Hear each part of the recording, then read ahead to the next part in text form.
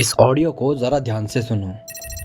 Early on in our history, when before things were really going well and we had hit a tough patch and a lot of people wanted to buy Facebook and thought we should sell the company, I went and I saw one of my mentors, Steve Jobs, and he told me that in order to reconnect with what I believed as the mission of the company, I should visit this temple that he had gone to in India early on in his evolution of thinking about what he wanted Apple and his vision of the future to be. क्या आया होगा Steve job के दिमाग में कि उन्होंने Apple जैसी बड़ी कंपनी खड़ी कर दी। उन्होंने क्या फील किया उस आश्रम में जाने के बाद। उन्हें कुछ तो ऐसा फील हुआ है ना जो हमें नहीं होता। तो आज हम इसी सीक्रेट को रिवील करेंगे इस चैप्टर के थ्रू। तो बिना टाइम वेस्ट किए हम चैप्टर को शुरुआत करते हैं। आज के चैप्टर का नेम है ऑटो सजेशन। अब ये ऑटो सजेशन होता क्या है? तो बेसिकली इसमें हमारा माइंड इतना ट्रेन किया जाता है अपने गोल्स के लिए कि आपका माइंड आपको एक टाइम के बाद खुद ही ये बताने लगता है कि आपको क्या करना चाहिए, किस रोड से जाना चाहिए, किस रोड से जाने के बाद आपको क्या मिलेगा। स्टीव जॉब्स को भी यही ऑटो सजेशंस आते थे।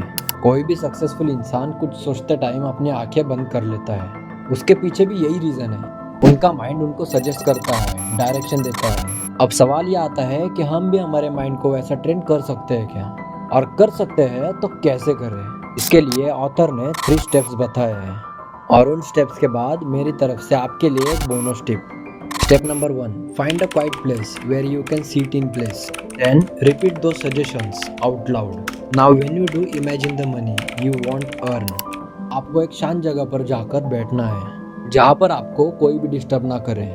उसके बाद आपने जो गोल्स लिखे हैं पहले चैप्टर में उससे आपको लाउडली पढ़ना है और उस अमाउंट को इमेजिन करना है जो आपको चाहिए। Step 2, repeat in the morning and at night until a clear picture of that money is formed in your mind. सुबह उठने के बाद और रात को सोने से पहले उसे रिपीट करो जो आपने लिखा है, और सेम प्रोसेस आपको इमेजिन करना है कि आपने वो चीज़ पा ली है। Step number 3, write down all those things and keep them somewhere you can see them all the time and keep repeating until you have memorized it completely। इस स्टेप में आपने जो गोल लिखा था उसे एक जगह पर लगा दे, आपके फोन के वॉलपेपर पर, एक दीवार पर, या भी किसी भी चीज पर जहाँ से आपको वो रोज दिखे। इस पॉइंट के पीछे ऑथर का एक रियल एक्सपीरियंस है। ऑथर को एक टाइम 10 लाख रुपए की बहुत जरूरत थी, तब उन्होंने सेम स्टेप फॉलो किया।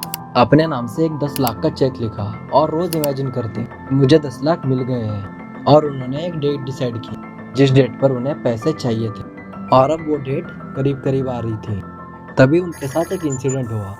उनकी बुक की बहुत सारी कॉपीज बिक रही थी और ऑथर ने जो डेट डिसाइड की थी उससे पहले ही उनको उससे ज़्यादा पैसे मिल गए। अब आते हैं अपनी बोनस टिप पर। जैसे आपके थॉट और माइंडसेट डिसाइड करते हैं कि आपका फ्यूचर कैसा होगा, वैसे ही आपकी फीलिंग्स डिसाइड करती है कि आपका माइंडसेट कैसा होगा। इसलिए आपको उन फीलिंग्स को कंट्रोल करना सीखना होगा।